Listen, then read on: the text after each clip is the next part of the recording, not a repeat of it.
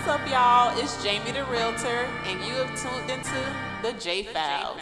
Each week, we will share tips and advice to help prepare your mindset for home ownership. What's up, y'all? It's Jamie the Realtor, and I'm back with Sheila McMullen, who is a VP with a financial institution. Today, we're going to discuss the 4 C's of credit, how to properly utilize a credit card, and how to build your credit score. And the first C that we would like to discuss is capacity. So kind of explain what capacity is and what does it mean. Okay, so capacity is the ability for a client to repay back a loan. Mm-hmm. And the way we figure that out is we are going to review your debt to income, which is based off of your gross salary, and then we divide it by the monthly payments for all of the loans that you accumulated. Okay. And the second C that we would like to discuss is character and credit. How do those two play a part with each other? Character and credit, I like to merge them together because the credit portion is reviewing your credit report, and the character is looking at how a client pays any debt that they have. So we're looking at repayment history, we're looking at any charge-offs, any repossessions, an overall view of how someone has handled a loan. Okay. And the third C I would like to discuss is collateral. What is collateral? Do you need collateral to get approved for a mortgage loan, or how does it play a part into it? So your collateral, so you don't need collateral in order to get approved for a mortgage loan. The collateral portion is when a bank lends money, in this case for a mortgage, they're looking to see if something happens, you default on the loan, what will I be able to take in order to get paid? So the mortgage would be your collateral. If you're looking to get an auto loan, you're going to use that collateral.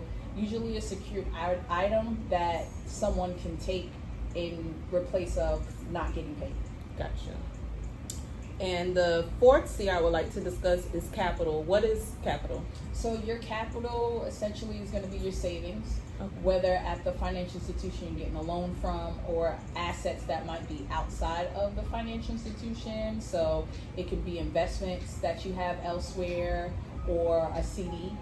And when you combine all 4 of the C's, we're looking to see your credit worthiness. And that's what the importance of that is.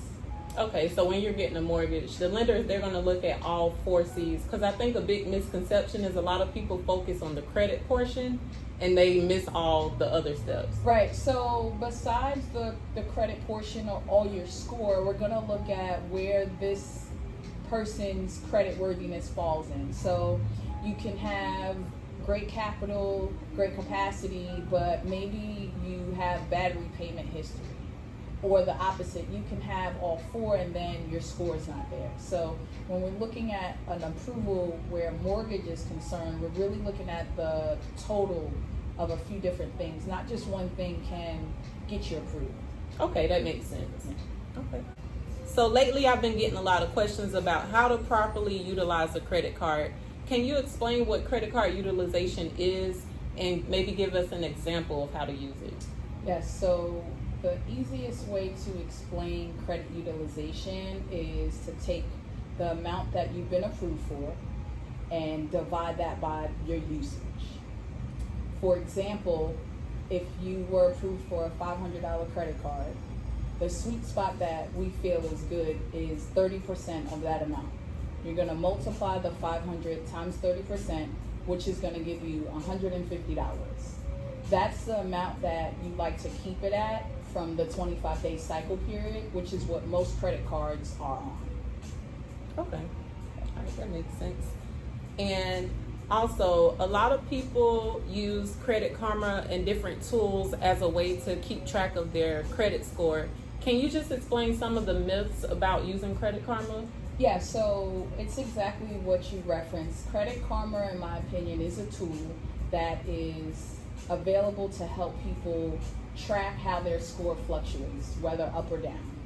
The biggest misconception is because credit is a combination of so many different things, most of which we referenced in the beginning of the video, it's very hard to determine what your true score is because different lenders will report differently, and from day to day, credit is going to change. So I wouldn't keep that score number as finite, but just keep in mind that when we do a hard inquiry, that is going to be your true credit at the day that we pull it. Okay. And also, the number one question that I think I get is, should I hire a credit specialist? What's your take on that? So for me, a credit specialist is another tool that I think can help a lot of people, but it's usually people that have had major life challenges. Okay. So for example, someone that maybe went through divorce and has a lot of debt and access from their previous spouse, or bankruptcy. Those might be, if you're in that situation, a credit specialist might be able to assist you at a much faster rate. I think the most important thing is we want to first educate anybody that might be thinking of hiring a credit specialist, because first off, there is a fee. Most of them will charge a fee. And if we're able to sit down and explain to you how your credit works, some of the things reporting on your credit, and show you how to yourself fix up what you essentially messed up, I think most people would rather take that money that they were going to give to a credit specialist and use it to repair their credit themselves. And then you're going to feel very rewarded, because now you've created a behavior that has helped you get to your goals.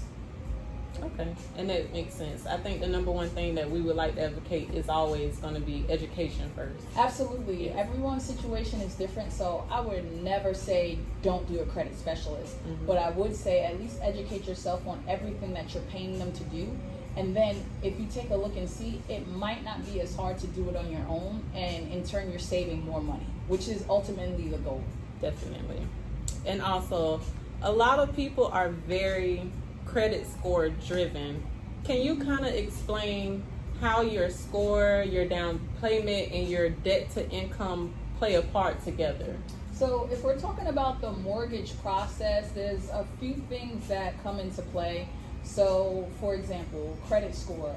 In my opinion, the number creates this large, it makes you feel like if your score is not a certain amount, that you don't have any credit worthiness, and that's not completely true.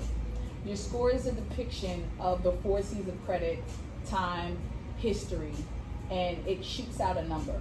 But that does not mean that we can't assist you in this case of a mortgage. So we can approve as low as a 580 score. Most financial institutions want at least a minimum of 620. But we're looking at all different things when we're approving, so your score is just one part of it. So when you talk about debt to income, we're looking at the debt that will accrue on top of getting this mortgage loan, which is usually the biggest payment that most people have. So we can have someone with a 610, but their debt to income is 55%. That's very challenging, because you thought your score was enough to get you approved. And now we have to revamp and figure out how we can reduce that debt to income and drive it down. Then we can have someone with a great score, they have a 700, their debt to income is 30%, but they have no down payment. We might not be able to help you. And it just depends on where you're at. So debt to income, down payment, credit score, the 4 C's, we need all of those to be in line in order to say, yes, we can move forward with this approval for the mortgage. Okay, that makes sense.